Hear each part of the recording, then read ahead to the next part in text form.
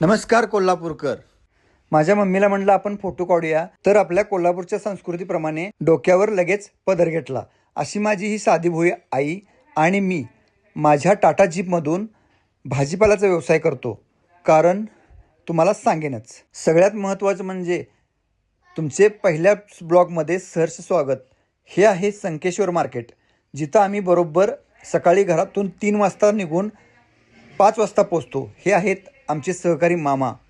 हे लिलाव बघा, लिलाव मार्केटमध्ये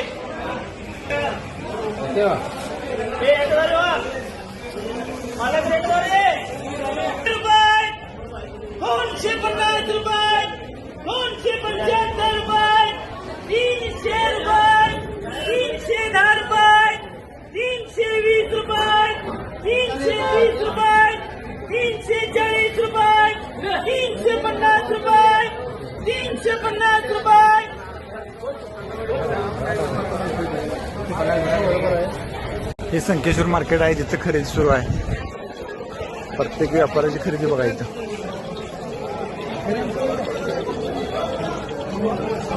फ्लावर आलाय.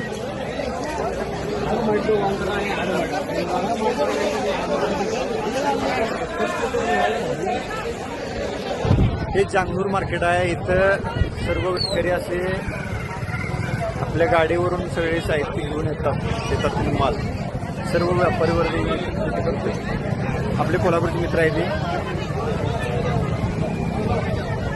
मार्केटमध्ये भाजीपाला भरल्यानंतर तो गाडीत आणून व्यवस्थित लावला जातो.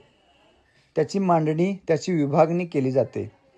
त्यानंतर गाडी गावोगावी फिरून विक्री करते. प्रत्येक गावी गेल्यानंतर मावशी, मामा सूप पिशवी घेऊन गाडीजवळ येतात आणि खरेदी करतात.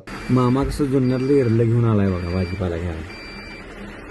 एरलं घेऊन भाजी घ्यावं. गावाकडे असे मजेशीर किस्से घडत असतात, पण पाऊस असल्यामुळे अनेक मामा आले बघा छत्री घेऊन.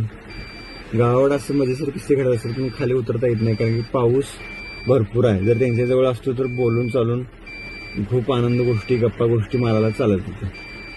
परंतु पाऊस असल्यामुळे काय खालती जाता येणार आलंय. तरी पण ही लोक आपल्याला घ्यायला म्हणल्यानंतर आपल्यावर खरं एक प्रकारे उपकार करायलाच काय असं वाटत होते मला. कारण की पाऊस जर बघशिला, तुम्ही पाऊस बघशिला, मी तुम्हाला पाऊस दाखवतोय. पाऊस फक्त बघा,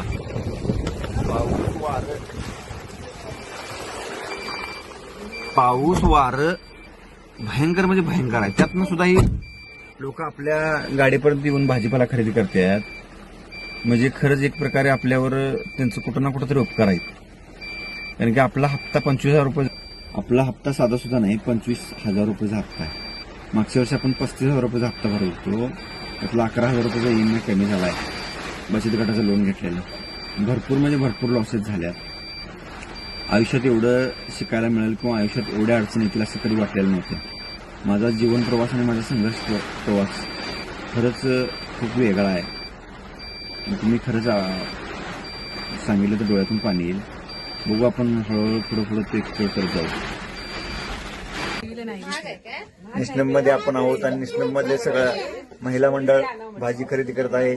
त्या सर्वांचं मी आभारी आहे, कारण की यांचं भरपूर सहकार्य मिळालं आहे. जरा भांडतेर पण चांगले आहेत.